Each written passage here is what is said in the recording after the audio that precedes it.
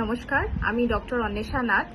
আজকে খুবই একটা গুরুত্বপূর্ণ টপিক নিয়ে আমরা আলোচনা করব।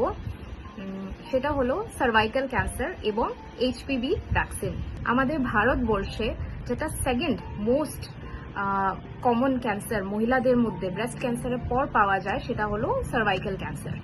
আইসিএমআর রিপোর্টের মতে নর্থ ইস্টার্ন স্টেটস এবং আসামের মধ্যে সার্ভাইকাল ক্যান্সার যেটা প্রেভালেন্স সব থেকে বেশি এবং আমাদের কাছাড় ডিস্ট্রিক্টের মধ্যে হাইয়েস্ট।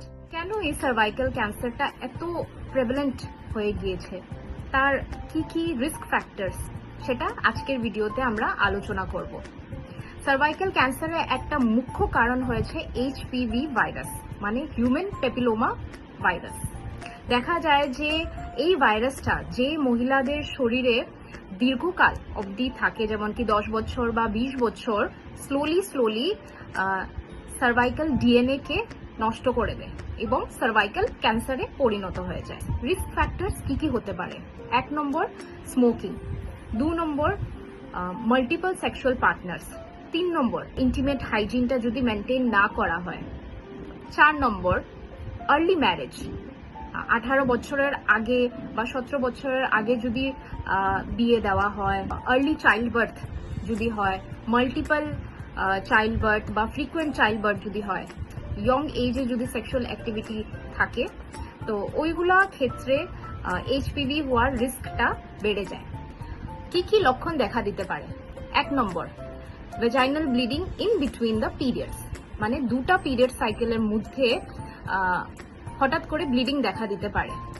2 নম্বর সেক্সুয়াল ইন্টারকোর্সের পরে ব্লিডিং দেখা দিতে পারে। 3 নম্বর পোস্ট মেনোপজাল ব্লিডিং হতে পারে।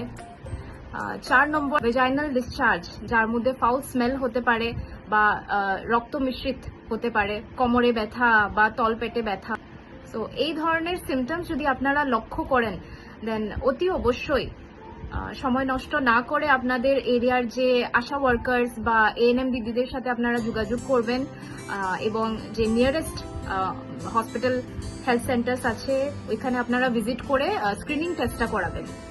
ভিজুয়াল ইন্সপেকশন করে বা প্যাপ স্মেয়ার অথবা বায়োপসি করেও সেটা ডায়াগনোস করা যেতে পারে, কারণ যত তাড়াতাড়ি সেটা ডিটেক্ট হবে আর্লি স্টেজে, তত তাড়াতাড়ি সেটার ইন্টারভেনশন সম্ভব। অনেক ক্ষেত্রে কোনো ধরনের কোনো লক্ষণ দেখাই দেয় না, কোনো ব্যথা হয় না, কোনো ধরনের ডিসচার্জ হয় না, কিন্তু দীর্ঘকাল ধরে সেই ভাইরাসটা আমাদের শরীরে প্রেজেন্ট হতেই পারে এবং হয়তো 10 বছর বা 20 বছর পরে গিয়ে কোনো ধরনের কোনো সিমটমস দেখা দিতে পারে। তাই বছরে অন্তত একবার নিজেকে স্ক্রিনিং করানোটা খুবই দরকার। এক সময় এই সার্ভাইকাল ক্যান্সারের জন্য অনেকেরাই নিজের মা বোনেদেরকে হারিয়েছেন, কিন্তু এখন আমাদের ভারত সরকারে 2026 ফেব্রুয়ারি মাস থেকে সমস্ত ভারতবর্ষে এইচপিভি ক্যাম্পেইন চালিয়ে যাচ্ছে। অনেকটা হেলথ সেন্টার্সের মধ্যে, এফআরইউ, সিএইচসি, সিভিল হসপিটালের মধ্যে এইচপিভি ভ্যাকসিনটা অ্যাভেলেবল আছে। যারা 14 থেকে 15 বছর বয়সের মেয়েরা রয়েছে তাদেরকে 0.5 ml প্রোভাইড করা হচ্ছে এবং সেটা সম্পূর্ণভাবে ফ্রি অফ কস্ট। এইচপিভি ভ্যাকসিনটা খুবই একটা গুরুত্বপূর্ণ পদক্ষেপ, যেটা আমাদের ভারত সরকার এবং আসাম সরকারের দ্বারা নেওয়া হয়েছে এবং আমি মনে করি যে এটা মহিলাদের স্বাস্থ্য সচেতনতার প্রতীক এবং তার জন্য অনেক অনেক ধন্যবাদ জানাই আমাদের আসাম সরকার এবং ভারত সরকারকে। এইচপিভি ভ্যাকসিনের মাধ্যমে হয়তো অনেকটা জীবন বাঁচানো যাবে। অনেক কন্টেন্ট ক্রিয়েটার্সরা বা যারা কোয়াক্সরা তারা এই এইচপিভি ভ্যাকসিনেশনকে নিয়ে পাবলিকের মধ্যে বিভ্রান্তি তৈরি করার চেষ্টা করছেন এবং এই ভ্যাকসিনেশনটা যে মেয়েদের জন্য ক্ষতিকারক, এই ধরনের ভুল বার্তা ছড়ানোর চেষ্টা করছেন, এই ধরনের নেগেটিভ রিউমার্স ছড়ানোর চেষ্টা করছেন।